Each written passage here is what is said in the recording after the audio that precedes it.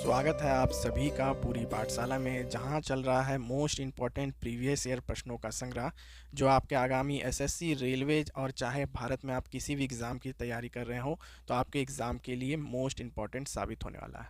इसी क्रम में आज का पहला प्रश्न देख लेते हैं कि अग्रसेन की बावली ऐतिहासिक सीढ़ीदार कुआं जो है वो कहाँ स्थित है, पूछा जा रहा है। तो ये जो अग्रसेन की बावली है ये कुआं है और जल का स्रोत है, और ये जो सीढ़ीदार कुआं है वो 60 मीटर लंबाई की है और 15 मीटर चौड़ाई है इसकी। तो ये कहाँ स्थित है? ये दिल्ली में स्थित है। अग्रसेन का कुआं प्रीवियस ईयर में पूछा गया प्रश्न है, आपको याद रखना है। सुंग वंश का अंतिम शासक कौन था? तो देखिए, सुंग वंश का अंतिम शासक बहुत बार एग्जाम में पूछा गया प्रीवियस ईयर में भी। तो जो देवभूति था वो सुंग वंश का अंतिम शासक था, और देवभूति की मृत्यु उसके सलाहकार, उसके दरबारी के द्वारा कर दी जाती है, और उसके बाद सुंग वंश का समापन हो जाता है। समिति भारत में चुनावी सुधारों से संबंधित है। चुनावी सुधार को लेकर अक्सर प्रश्न पूछे जाते हैं, तो ये काफ़ी इंपॉर्टेंट है और ये भी प्रीवियस ईयर में पूछा गया प्रश्न है। तो वो कौन सी समिति है? वो है इंद्रजीत गुप्ता समिति। ये कौन थे? तो ये राजनीतिक थे, और ये सीपीआई जो पार्टी है, कम्युनिस्ट पार्टी ऑफ इंडिया, इसके ये राजनीतिक नेता थे। तो उन्होंने चुनावी सुधार के लिए इंद्रजीत गुप्ता समिति जो है चुनावी सुधार से संबंधित है। प्रार्थना समाज की स्थापना किसके द्वारा की गई? मोस्ट कंफ्यूजिंग प्रश्न, और इसमें मैंने देखा है कि बहुत ज़्यादा स्टूडेंट्स में गलती करते हैं, गोविंद रानाडे पे क्लिक करते हैं। लेकिन आपको समझना है कि गोविंद रानाडे प्रार्थना समाज के एक मशहूर हस्ती थे, और इनके आने के बाद प्रार्थना समाज का नाम और ज़्यादा बढ़ता है। लेकिन इसका संस्थापक के बारे में पूछा गया है, तो आपको याद रखना है आत्माराम पांडुरंग। आत्माराम पांडुरंग जो थे वो प्रार्थना समाज के संस्थापक थे। वहीं गोविंद रानाडे जो थे वो इसमें बाद में जुड़ते हैं। आपको कैसे याद रखना है? देखिए, आत्मा से प्रार्थना होती है, तो आत्माराम ही प्रार्थना समाज के संस्थापक थे। ये ट्रिक आपको याद रखना है, तो आप कभी भी कंफ्यूज नहीं होइएगा। हाल ही के वर्षों में निम्नलिखित में से किस राज्य में ब्रोकली एक व्यावसायिक फसल के रूप में लोकप्रिय हो रहा है? तो किस राज्य में हो रहा है? ब्रोकली आप जानते होंगे सब्जी के रूप में खाया जाता है, तो ये मिजोरम में होता है, और मिजोरम में इसका दवाई के रूप में भी इस्तेमाल होता है। हरे रंग की होती है ब्रोकली। कौन विश्व की सबसे बड़ी प्रवाल भित्ति प्रणाली है? कौन सी है? आप जानते होंगे और गेस भी कर सकते हैं। तो देखिए, ऑप्शन भी देख लीजिए, एक जैसा दिया है, great Arabian reef, great barrier reef, Amazon reef या मियामी रीफ।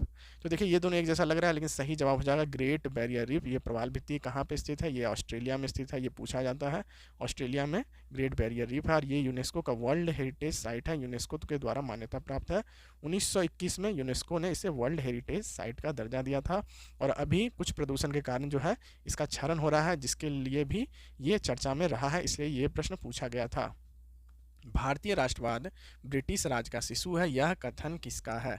तो यह जो कथन है यह है आर कॉपलैंड। इसको सीधा याद रखना है। देखिए, इसमें एक्स्ट्रा फैक्ट कुछ भी ऐड करने लायक है नहीं, सीधा पूछा गया प्रश्न था, तो मैंने ले लिया है कि भारतीय राष्ट्रवाद ब्रिटिश राज का शिशु है, यह कथन किसका है? आर कॉपलैंड का है। बस आप इतना याद रखिएगा।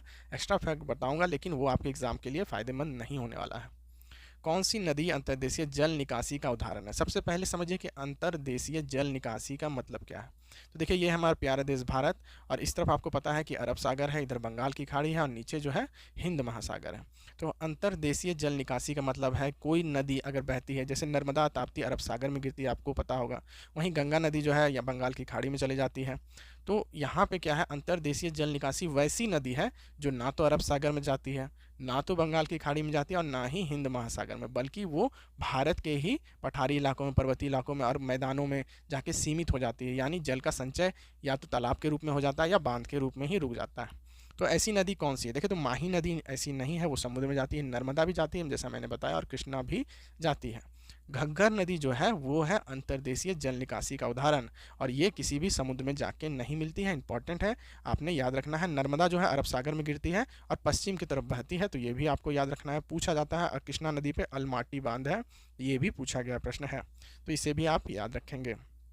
महात्मा गांधी ने भारत में अपना पहला सार्वजनिक भाषण कहाँ पे दिया था? तो देखिए, महात्मा गांधी 1915 में भारत आते हैं, पहला पॉइंट है जो आपको याद रखना है। 1869 में इनकी जन्म होता है, 2 अक्टूबर 1869 में। उसके बाद तीसरा पॉइंट ये है कि महात्मा गांधी भारत आने के बाद 1916 में जो है साबरमती आश्रम बनाते हैं, और ये भी पूछा गया प्रश्न है, साबरमती आश्रम बनाते हैं। और यहीं 1916 में महात्मा गांधी जो है वाराणसी जाते हैं, और वाराणसी में जाके वहाँ पे BHU है, बनारस हिंदू यूनिवर्सिटी, वहाँ पे जाके महात्मा गांधी अपना पहला भाषण देते हैं। कहाँ पे? ऑप्शन डी हो जाएगा, वाराणसी। सारे के सारे फैक्ट आपको याद रखना है, सारे के सारे से पूछा जाता है। और यहीं 1917 में जो है चंपारण का सत्याग्रह होता है नील विद्रोह के लिए, चंपारण सत्याग्रह आप याद रखिएगा, ठीक है, ये भी पूछा गया है, काफ़ी इंपॉर्टेंट प्रश्न है। पहला सत्याग्रह था महात्मा गांधी का। एक्वाकल्चर में नियंत्रित एवं अर्ध प्राकृतिक परिस्थितियों में की आबादी की खेती करना शामिल है। तो एक्वाकल्चर में किसकी खेती करना? देखिए, मीठे पानी में खेती है, नून खरा पानी में और खारे पानी, ये तीनों ही पानी में खेती की जाती है। एक्वाकल्चर आपको समझ में आ रहा होगा, एक्वा मतलब जल, ठीक है। तो एक्वाकल्चर में जो खेती की जाती है वो मीठे पानी में भी, नून खरा और खारा पानी, यानी कि उपरोक्त सभी आपका सही जवाब हो जाएगा। अब देखते हैं अगला प्रश्न क्या पूछा जाए। भारत के संविधान का कौन सा भाग संसद के संगठन, संरचना, अवधि, अधिकारियों की प्रक्रियाओं, विशेषाधिकारों, शक्तियों आदि से संबंधित है? तो वो कौन सा भाग है? वो है भाग 5। भाग 5 में अनुच्छेद पूछा जाएगा अगर आपसे, तो अनुच्छेद 52 से लेकर के लिए 151 तक का जो अनुच्छेद है उसके अंदर संगठन, संरचना, अवधि, अधिकारियों की प्रक्रियाओं और विशेषाधिकार शक्तियों का वर्णन है। इसको आप याद रखेंगे। देखिए, यहाँ मैं 15 मिनट में आपको 50+ प्रश्न करवाने वाला हूँ, तो इसे आप एज ए रिवीजन ले सकते हैं। और आपको कोशिश करना है कि सारा का सारा प्रश्न आपके दिमाग में अच्छे से बैठ जाए। अगर बाद में एक बार और आप इस वीडियो को देखते हैं तो आपको अच्छी तरह से रिवीजन हो जाएगा और आप एग्ज़ाम तक नहीं भूलिएगा। निम्नलिखित में से कौन सा संगठन मुख्य रूप से भारत में सूक्ष्म, लघु और मध्यम औद्योगिक क्षेत्र को बढ़ावा देने के लिए स्थापित किया गया है? तो वो कौन सा संगठन है? वो है सिडबी। सिडबी को SIDBI सिडबी बोलते हैं। सिडबी का कभी कभी फुल फॉर्म भी पूछ लेता है, तो आप इसे याद रखेंगे, small industrial development bank of India, small industrial development bank of India. और ये क्यों है? ये है सूक्ष्म, लघु और मध्यम उद्योगों को जो है वो ऋण प्रोवाइड करता है, ऋण प्रदान करता है, स्मॉल माइक्रो इंडस्ट्रियल सेक्टर को। तो ये भी इंपॉर्टेंट था, इसे आप याद रखिएगा। महालवाड़ी व्यवस्था के तहत भूमि के राजस्व एकत्र करने और ईस्ट इंडिया कंपनी को भुगतान करने का प्रभारी कौन था? तो महालवाड़ी योजना आपको पहले समझना है कि हॉल्ट मैकेंजी ने इसकी शुरुआत की थी। हॉल्ट मैकेंजी कई बार का पूछा गया प्रश्न है, रेलवे ने कई बार रिपीट किया है, तो काफ़ी इंपॉर्टेंट है। हॉल्ट मैकेंजी ने इसकी शुरुआत करती है। कहाँ करती है ये पूछा जाता है, 1822 AD में करता है, ये भी याद रखना है। कहाँ करता है शुरुआत? तो अवध, उस समय का जो अवध था, अवध में, और उसके बाद आगरा प्रोविंस में, आगरा का जो एरिया था वहाँ, और पंजाब में जो है महालवाड़ी की शुरुआत जो है हॉल्ट मैकेंजी के द्वारा होती है। तो अब इस प्रश्न पे आते हैं कि ईस्ट इंडिया कंपनी का भुगतान का प्रभारी कौन था? तो इसका प्रभारी जो था वो ग्राम प्रधान था। जो ग्राम होता है उसका प्रधान, जिसे मुखिया अभी हम कहते हैं, उस समय ग्राम प्रधान कहा जाता था। तो वो इसका जो था जिम्मेदारी था उसका, कि वो जो है राजस्व जो है टैक्स एकत्र करके जो है सरकार के पास, यानी ब्रिटिश ईस्ट इंडिया कंपनी के पास जमा करवाएगी। फिरोजाबाद 200 से अधिक वर्षों से क्या उत्पादन कर रहा है? किस चीज़ का उत्पादन कर रहा है? तो कांच की चूड़ियों का, आपने सुना भी होगा फिरोजाबादी चूड़ी। तो 200 से अधिक वर्षों तक फिरोजाबाद में जो है कांच की चूड़ियों का उत्पादन हो रहा है। देखिए, आर्थिक सर्वेक्षण से प्रश्न है इकोनॉमी का, 2022 के अनुसार रेपो रेट का प्रतिशत कितने प्रतिशत बताया गया है? तो जब भी आप एग्ज़ाम देने जाएंगे तो एक बार करंट रेपो रेट क्या है वो आप देख लेंगे और उसके अनुसार क्लिक करेंगे। लेकिन ये प्रश्न था 2022 का, मैंने जैसे बोला कि प्रीवियस ईयर के प्रश्नों को मैंने लिया है, तो उस समय जो रेपो रेट था वो 4%। अब आप पूछिएगा रेपो रेट क्या है, तो उसके बारे में थोड़ी जानकारी देता हूँ। देखिए, छोटा बैंक है SBI और एक बड़ा बैंक है RBI, जो कि सब बैंक का फादर है, आप बोल सकते हैं भारत में सबसे बड़ा बैंक है, बैंकों का बैंक है। तो SBI के पास जब पैसे की कमी हो जाएगी तो वो कुछ पैसा उधार लेगा RBI से, तो इसे रेपो रेट कहेंगे, जिससे वो उधार लेगा। लेकिन अगर SBI के पास कुछ एक्स्ट्रा पैसे आ जाते हैं और वो RBI को रिटर्न कर देता है या RBI को उधार दे देता है, तो उसे रिवर्स रेपो रेट कहेंगे। तो ये दोनों ही आपको याद रखना। छोटा बैंक ले रहा है तो रेपो है, सिंपल है। लेकिन अगर बड़ा बैंक, जो बड़ा है, वो अगर ले रहा है, उल्टा हो जा रहा है, बड़ा बैंक को क्या ज़रूरत है, लेकिन वो ले रहा है, तो वो रिवर्स रेपो होगा। और ये दोनों ही पूछा जाता है, इसलिए मैंने बताया रेपो और रिवर्स रेपो क्या है। कौन सा कथक घराना नृत्य के रूप में आध्यात्मिक पहलुओं का अधिक ध्यान केंद्रित करता है? तो इसके बारे में पूछा गया कि कथक घराना नृत्य जो है आध्यात्मिक पहलुओं पर ध्यान करता है, तो कौन सा घराना है? तो ये है लखनऊ घराना। और कथक की बात करें तो भारत में जो प्रचलित है, भारत में प्रचलित ये जो है क्लासिकल नृत्य है, ये भी आपको याद रखना है। तो ये आप याद रखेंगे। और उत्तर प्रदेश में स्थित लखनऊ में कथक जो है काफ़ी लोकप्रिय है और यहीं से संबंधित है। विश्व बाल श्रम निषेध दिवस कब मनाया जाता है? तो ये 12 जून को मनाया जाता है। इसमें एक्स्ट्रा जानकारी कुछ देने का है नहीं, 12 जून को ये मनाया जाता है। वित्त वर्ष 2023 के केंद्रीय बजट में केंद्र सरकार की किस योजनाओं के लिए सबसे ज़्यादा फंड आवंटन किया गया है? कितना इंपॉर्टेंट है, करंट का प्रश्न है। फंड ज़्यादा अगर केंद्र सरकार का कोई भी योजना है, मैं हमेशा बताता हूँ वो कभी पुराना नहीं होता, और 2023 की बात है तो वो सबसे ज़्यादा है। सरकार हमेशा अपनी योजनाओं से प्रश्न पूछती है, तो कितना इंपॉर्टेंट है, पूरा का पूरा 2023 का कोई भी एग्जाम हो तो ये काफ़ी इंपॉर्टेंट है। मैं फिर से रिपीट कर दे रहा हूँ, आने की पूरी संभावना है। तो ये मनरेगा योजना है। मनरेगा योजना में सबसे ज़्यादा फंड आवंटन किया गया है। क्यों किया गया है? क्योंकि कोविड-19 हुआ था, उसके बाद बहुत सारे लोग बेरोजगार हो गए थे, तो मनरेगा के जरिए उनको काम दिया गया था, इसलिए मनरेगा में सबसे ज़्यादा फंड। अब पूछ सकता है किसी एग्जाम में कितना फंड, तो वो भी आप याद रखिएगा, 23,000 करोड़।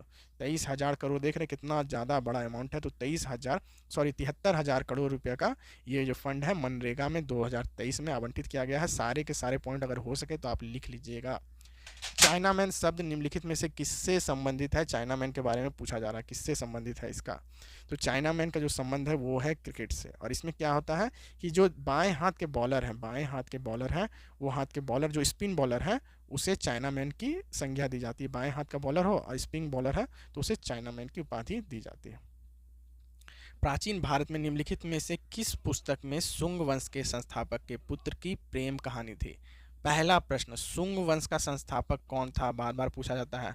तो पुष्यभीत शुंग या पुष्यमित शुंग, ये आपने याद रखना है। ये था शुंग वंश का संस्थापक। सेकंड प्रश्न जो आपका पूछा जा रहा है कि पुत्र की प्रेम कहानी कौन है, वो है मालविका गनिमित्रम। थोड़ा ध्यान दीजिए यहाँ पे क्या है, मालविका गनिमित्रम मतलब मालविका पहला प्लस अग्निमित्रम। ये मैंने संधि विच्छेद इसलिए करवाया आपको क्योंकि इसमें कुछ है। मालविका गनी, मालविका एक स्त्री है, अग्निमित्रम एक पुरुष है। अग्निमित्रम कौन है? पुष्यमित्र शुंग के पुत्र हैं, और उन्हीं की प्रेम कहानी है मालविका गनिमित्रम। और ये किसके द्वारा लिखी गई है? एनटीपीसी के कई शिफ्ट में ये पूछा गया है, तो ये किसके द्वारा लिखी गई है? कालिदास। कालिदास ने मालविका गनिमित्रम लिखा है। मेघदूत भी कालिदास के द्वारा ही लिखा गया है। ठीक है, तो ये आप याद रखेंगे, काफ़ी इंपॉर्टेंट प्रश्न और कई शिफ्टों में रिपीट किया गया था, और 149 ईसा पूर्व की कहानी है। ठीक है, ये आप याद रखेंगे। अगला प्रश्न देख लेते हैं क्या पूछा जा रहा है। मगध साम्राज्य के किस सम्राट को सोनिया के नाम से जाना जाता है? तो वो कौन है? वो है बिंबिसार। बिंबिसार को सेनिया के नाम से जाना जाता है, और मगध के सम्राट थे बिंबिसार। मगध के युद्धों में सबसे पहले किन जानवरों का इस्तेमाल किया गया? तो सबसे पहले जो है हाथी का इस्तेमाल किया गया। बड़ा ही सिंपल प्रश्न था, आपने याद रखना है। युद्ध में हाथी जो थे काफ़ी प्रभावी हुआ करते थे। कुछ प्राचीन उपनिषद विशेष रूप से कर्मकांडों की आवश्यक पुस्तकें से ली गई है। कहाँ से ली गई है? तो ब्राह्मणसी से ली गई है ये पुस्तकें, जहाँ पे कर्मकांड और भगवान की उपासनाओं का वर्णन था। पेपर शब्द से आया है। पेपर शब्द कहाँ से आया है ये पूछा जा रहा है, तो ये पेपिरिस से आया है, पेपिरिस। और ये कहाँ से उत्पन्न हुआ है? तो ये मिस्र का शब्द है। मिस्र में सबसे पहले ये शब्द बोला गया था। पुरातात्विक विदों द्वारा बनाई गई वस्तुओं का पता लगाया जो पत्थर से बनी हो सकती है। कौन कौन से हैं? तो पृथ्वी की सतह के नीचे पाए गए बर्तन, सिक्के, धूपदान, मोहरें, स्टाम्प, पेंटिंग, भवन की मूर्तियां रहती ही हैं, और मूर्तिकला। उत्खनन में मिले आभूषण, औजार, हथियार, यानी कि उपरोक्त सभी जो हैं वो पत्थरों से बनी हो सकती है। बड़ा ही सिंपल प्रश्न था, आपको याद करने की जरूरत भी नहीं, कॉमन सेंस से आंसर दिया जा सकता था। वज्जी संघ के बारे में गलत शब्द का चयन करें। देखिए, वज्जी शक्तिशाली मगध की राजधानी थी। आपने याद रखना है कि ये मगध की राजधानी थी। हजारों शासक राजाओं के रूप में जाने जाते थे, एक स्थान पर शासन करते थे, ये भी सही है। राजाओं ने अनुष्ठान करने की चर्चा के बाद महत्वपूर्ण निर्णय लेने के लिए एक साथ मुलाकात की, ये भी सही है। महिलाएं दास कर्मकारों की भी सभाएं में भाग लेते थे, ये गलत है। दास महिलाएं और कर्मकार सभाओं में भाग नहीं लेते थे, वज्जी की सभाओं में। अगला प्रश्न देख लेते हैं। महान शासक हर्षवर्धन किस वंश के थे? तो हर्षवर्धन जो थे, नाम से आपने पता चल रहा होगा कि ये वर्धन राजवंश से थे, और इनका शासन कब था? 6वीं सदी में। 6वीं सदी से लेकर के 7वीं सदी तक इनका शासन रहा, हर्षवर्धन का। बुद्ध शब्द क्या परिभाषित करता है, यानी बुद्ध का मतलब क्या है? बुद्ध का मतलब है एक प्रबुद्ध व्यक्ति, एक इनलाइटेंड पर्सन, जिसको ज्ञान हो चुका है, वही बुद्ध है, जिसको बुद्धि का ज्ञान हो चुका है। बुद्ध की बात करें तो बुद्ध का जन्म लुम्बिनी में और मृत्यु कुशीनगर में होती है, और वहीं इनको ज्ञान की प्राप्ति बोध गया में बोधि वृक्ष के नीचे होती है। तीनों ही इंपॉर्टेंट प्रश्न है। पुलकेशिन वन का शासनकाल क्या था? तो ये था 535 से 566। देखिए शासनकाल से प्रश्न पूछा जा रहा है, याद करना थोड़ा मुश्किल है लेकिन पूछा गया था तो मैंने प्रश्न में लिया है। तो 535 से 566 तक इसका शासनकाल था और इसकी राजधानी हमेशा पूछा जाता है वातापी या बादामी इसकी राजधानी थी। तो ये भी आप याद रखिएगा, कई बार का शिफ्ट में पूछा गया प्रश्न है, चाहे आप एनटीपीसी बोल लीजिए, ग्रुप डी बोल लीजिए या फिर सीजीएल का कोई भी एग्जाम में ये पूछा गया प्रश्न था। किसने सबसे पहले सोने के सिक्के जारी किए? रेलवे का फेवरेट प्रश्न है, किसने जारी किए हैं? तो इंडो ग्रीक ने सबसे पहले सोनों के सिक्के जारी किए। बाद में सिल्वर, कॉपर और निकल के भी सिक्के बनाए गए थे। तो सबसे पहले सोने के सिक्के इंडो ग्रीक के द्वारा जारी किए गए, काफ़ी महंगे होते थे। फिर सिल्वर, फिर आपका कॉपर और निकल का सिक्का जो कि सस्ता होता था उसे प्रयोग किया जाता था।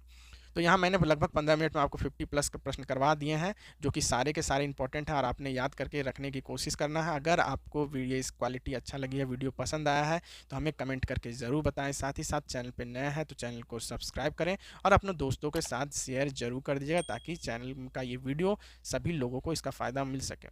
फिर आपसे मिलते हैं कल इसी वीडियो के साथ, तब तक के लिए जय हिंद।